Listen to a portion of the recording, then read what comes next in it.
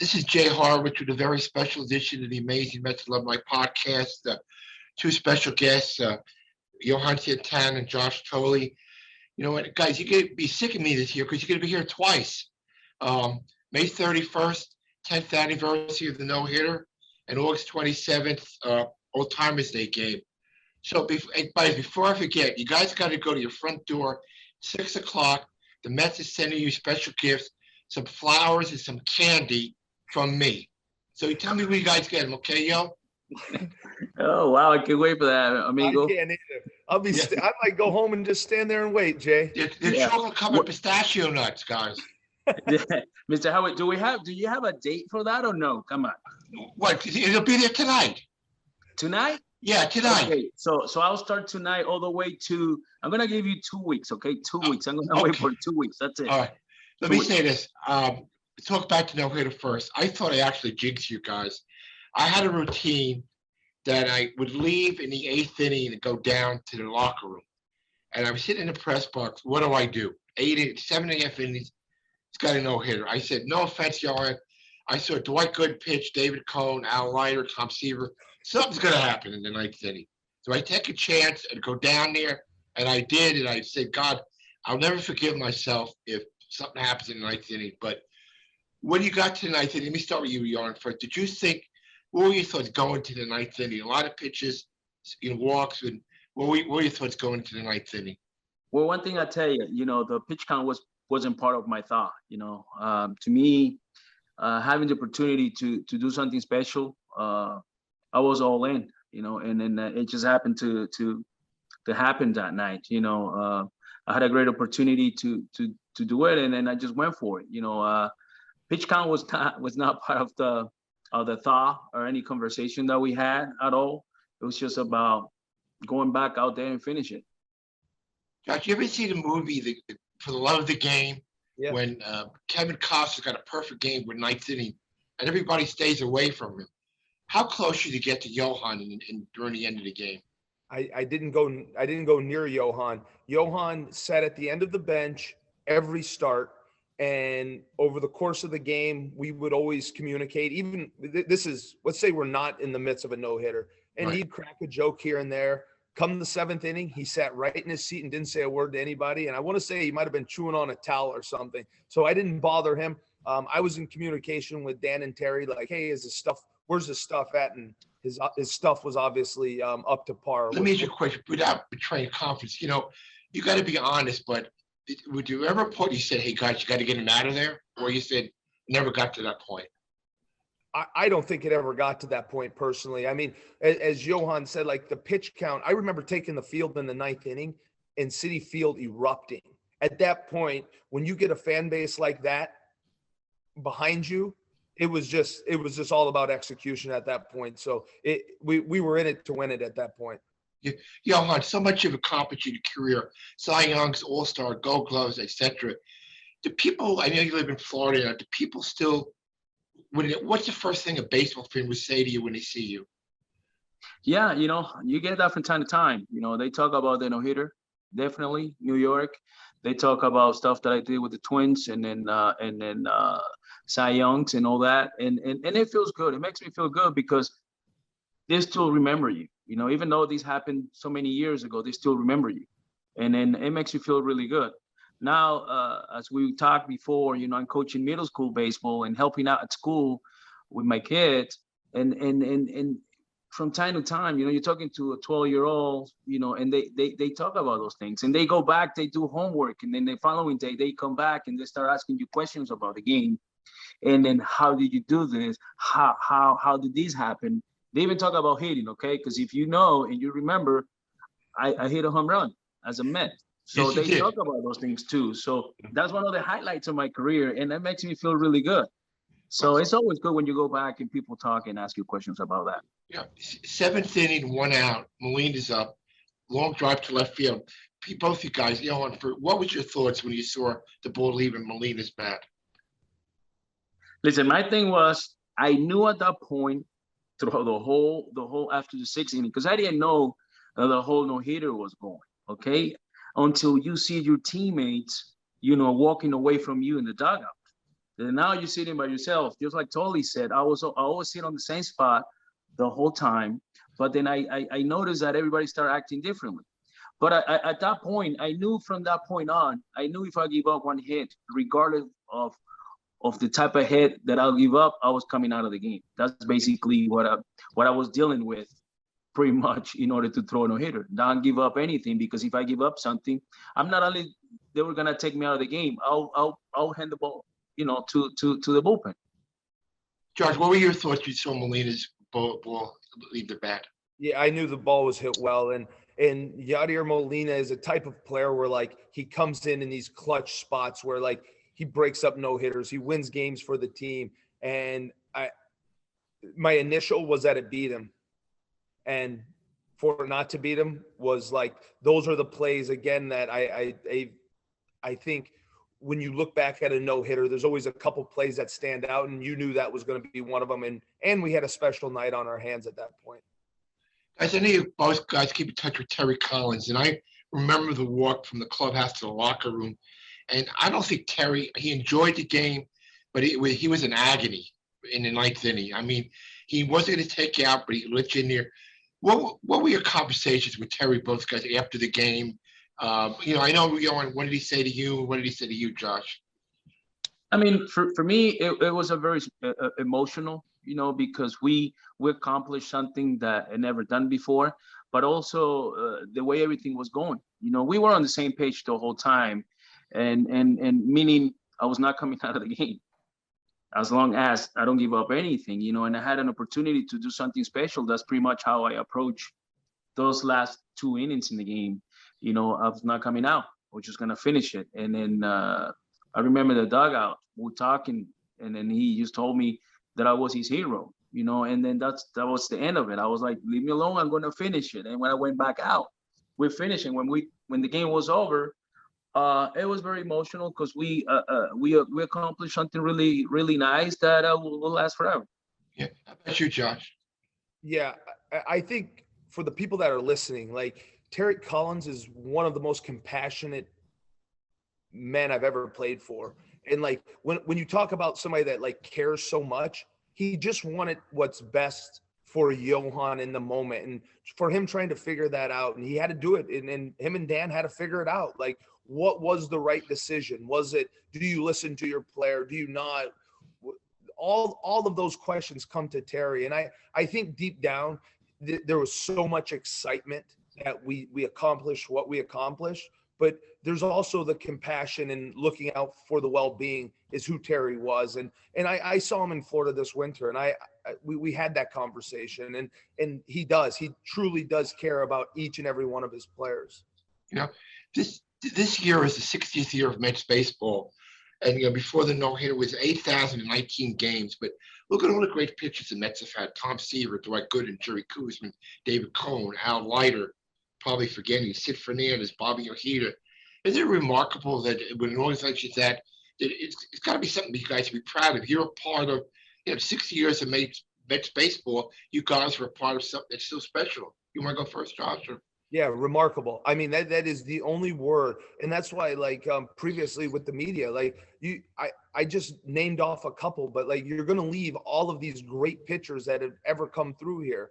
The Pedros, the Glavins, guys that have, whether they're at the end of their career or not, guys that have a track record to do this and had the stuff to do this it is remarkable. And I think that is the only word, Jay.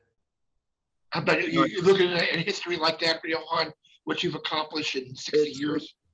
It is amazing. And when you look back and you see all the players and all the pitchers that have pitched for the team and never accomplished a no-hitter, it's unbelievable. And then to know that we were the ones who did it, it's even more impressive, because when you look back, you see all the talent and all the all-stars and everything that they have. And even now, it's amazing that it hasn't happened since 10 years now, and it's amazing. It's amazing, but that tells you how tough it is. And then I was just lucky enough to be the one and to have that opportunity.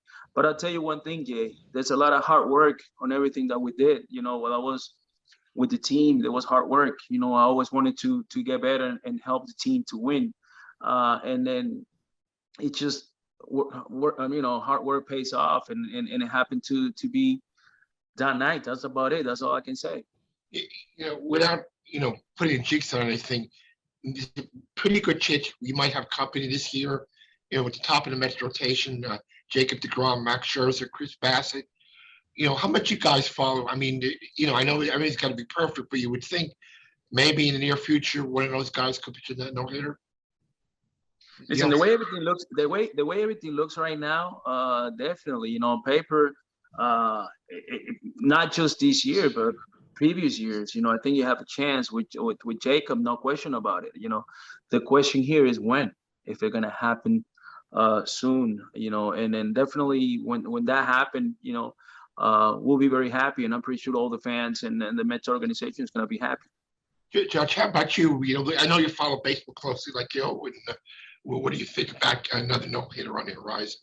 Yeah, I mean, again, as Johan said, on paper, I think if there's anybody in the major leagues to do it, there's 2 guys or 3 guys in that rotation that can do it and have potential. But listen, like this is the one thing about the no-hitter that I learned being back there is everything, all the stars have to align. Everything has to happen just in the right sequence. So you do never know. Again, I watch Mets games. My kids watch Mets games. We'll be watching Mets games. And if there's an opportunity for one of these guys to have a no-hitter, I think this is the group. Let me digress. 2 separate questions, guys. I tell you just this time. You caught, you know, Johan won 2 Cy Youngs. You caught R.A. Dickey a Cy Young. How is it? You have something to tell your kids you caught 2 pitchers and won 3 Cy Youngs between them. That's pretty good. Yeah, thank you, Jay. No, you know what's funny? My kids don't even believe me. I'm still convinced some of my kids don't even know that I play baseball, right? I got to show my highlights. But it is an honor. It's an honor to be part of that. The R.A. Dickey 20-win season, like it's something nobody can take away from me as the no-hitter. And having the experience that I had with Johan and how calculated he is and when he wants to do things, having conversations on changing pitch shapes, and this is what I want to do. That's how I grew to become a player. And I do like the youths. I coach in the youth group right now, and I don't make this stuff up. This is all stuff guys that Johan have taught me. Veteran players that I was fortunate enough to be around have taught me. So that's hats off to those guys for being willing to spread the knowledge and move the knowledge up the food chain. Yeah, you know, one game, no-hitter was number 1, but one game I really admire your career. I think it was September of 2008. We were in a pennant race. You pitched a shutout against the Marlins on 3 days rest. Probably, I think the first time you ever done that. Probably one of the most gutty performances I've ever seen. What do you remember about that game, yo? Oh, I remember if we didn't win that game, we were being out, you know, and then to me, you know, that was the reason why I got traded to New York, you know, and that's what I wanted to do, those kind of performances, you know, because to me, I felt before I got traded, when we had that conversation about trading me to New York, that I could be a difference maker, you know, and then to me, definitely that game was part of it because we had, you know, that opportunity and that chance to make it to the playoff, and I gave my team a chance. You know, definitely was one of the best performances that I have in my career that I'll never forget. Yeah. Hey, I wanted to break this news to you now, in the way you guys are captive. Really happy you're going to be at the Old Timers game, August 27th. 137 pitches is a lot, but we're going to ask you to throw 3 innings in the game. And Josh, you have to catch all 3 innings. Is that okay by you guys? Let me ask you something. Wait. Yes, sir. Are there gonna be any hitters? Yeah, there'll be a lot of hitters. We can have Mike Piazza, Todd Zeile, Robert Ventura, Darryl. I want to see the combination. Darryl Strawberry. I'm up for that challenge. I don't know how it's gonna look. Don't look for fastball. Everything's gonna be changing speed. That's it. Josh, you might have to catch every inning of every game now because you're so young. Jay, I'm ready. Hey, I'm hoping I might get signed out of this Old Timers game. What are you doing? You're 36, 37 now, 35. Josh? I can still do it, Jay. You could do it. You know what? After 134 We actually saw 70 pitches in 3 innings. That's not bad, right? That's not bad. Hey, Johan. Hey, let's see if me and Johan can find a little summer pickup game that we can play together just to get us in shape. Totally. Yeah, Josh, let me tell you something. We're not playing video games, man. Real baseball. Even though they're retired and be old-timer, they still professional hitters. That's right. So it should be a great day. This could be the first old-timers in game in 22 years. Over 65 guys coming back, different eras. We have 62 Mets, 69 Mets, guys from your era, and our new ownership is really back, so it should really be a good day. Hey, Chloe, 2 other questions. Johan, in addition to baseball, I know one of your major things is your foundation. A lot of work in Venezuela. What's your latest projects now? What do you hope to do with your foundation? It's been there. I've been to your home city. Great work in Venezuela. What are you working on now? Anything in specific? Well, Jay, right now we here in the U.S., but over there's a lot of needs. Last year we helped, we had some mudslides and stuff, and then in my hometown. So we're trying to, collect stuff from here, and we shipped it over to Venezuela. We're trying to help as much as we can, and trying to set up. We have the field, but we want to set up where we can have kids playing, in the league and trying to develop. But, as you know, the last couple of years has been a tough years.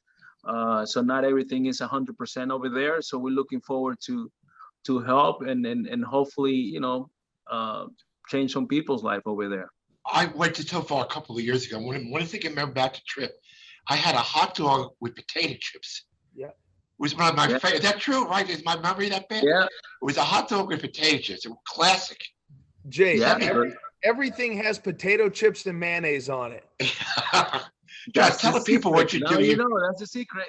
That's right. You give batting lessons to young kids, and you work. How do you enjoy that part of it now? Yeah, I do. I love giving back to the kids. I have a 10-year-old son of my own. We have a little travel team that we have, but I enjoy doing lessons.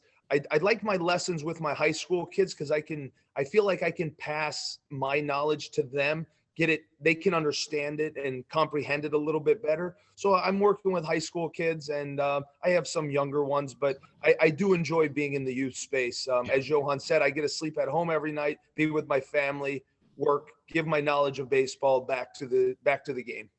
Well, I want to thank you guys for your time. I mean, you get me proud of 60 years of Mets baseball.